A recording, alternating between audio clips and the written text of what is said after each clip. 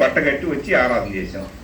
ఆయన విజ్ఞాపన చేయకపోతే మనం ఎప్పుడో యోగు అంటాడు, అయ్యో నా కాలు చుట్టూ కూడా ఒక గీత గీసావయ్యా, లేకపోతే నేను ఎప్పుడో పోవాల్సిందే. యోగు అన్నమాట. నా కాలు చుట్టూ కూడా, మన కాలు చుట్టూ కూడా ఏం గీశాడు చెప్పండి? ఒక అడుగు తీసి అడుగు పెట్టడానికి కూడా గీత గీశాడు.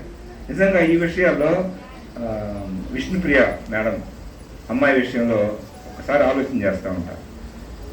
ఆ జరిగిన సంఘటన కనుక ఆలోచన చేస్తే ఆ కారు కూడా వచ్చినప్పుడు మళ్ళీ తర్వాత చూశారు, ఒక్కరు కూడా బతకూడదు, ఒక్కరు కూడా ఏం చేయలేదు చెప్పండి. అంత అస్వస్థలు ఉన్నాయి, కొన్ని ప్రమాదకరమైన ఇది ఉంది, కానీ ప్రాణం మాత్రం అది నిజంగా ఆలోచన చేయండి. ఒకసారి ఆలోచన చేస్తే ఎట్లా ఉంటుంది? ఇక్కడ దాకా వచ్చామంటే ఆలోచన చేసుకుందాం. మంచివాడు, ఒక మంచివాడు కదా, ఏం చేస్తాడు చెప్పండి? మంచిగా చేస్తాడు. మంచివాడు చేస్తాడు, చెడ్డోడు చెడ్డ చేస్తాడు. కానీ అహరోను కూడా తర్వాత మారు మనసు పొందుతాడులే. అన్నాను జాగ్రత్త అంటే గడగడగడ వణికాడు. అన్న వాళ్ళ అహరోను ఎదురుగానే 2 బిడ్డలు చచ్చిపోతే కళ్ళ నీళ్లు పెట్టినా ఒప్పుకొని అన్నాడు మోషే.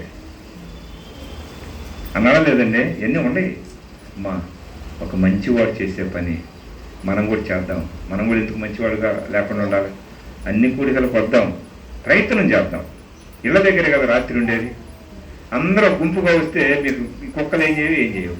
ఒక్కొక్కరినైతే ఏం చేస్తాయి చెప్పండి? అరుస్తి, భయం ఇవన్నీ ఉంటాయిగా. రాత్రి పగలకి భయం ఏంటంటే ఒక పాము ఉంటాయి కదా, పాము తిరుగుతూ ఉంటాయి. కొంచెం కుక్కలు, ఈ జంతువుల వల్ల ప్రమాదంగానే మందిరానికి రండి. గోపురానికి వస్తే మంచి వాళ్ళగా మనం మారిపోతుంటాం, చిన్నగా మారుతాం. రూపం అంతర ప్రక్రియ జరిగింది. మందిరానికి దూరం అవుతుంటే అంతర ప్రక్రియ బయటకు వచ్చేసింది. కాబట్టి జాగ్రత్త పడదాం, అన్ని విషయాల్లో మనం ముందుకెళ్దాం. చిన్న ప్రార్థన చేసుకుని ముగించుకుందాం. అర్థమైందా? ఎవరిలాగుందాం? అహరోను అన్నలాగుందామా? మోషే తమ్ముళ్ళలాగుందామా? ఏం చెప్పట్లా? తమ్ముడు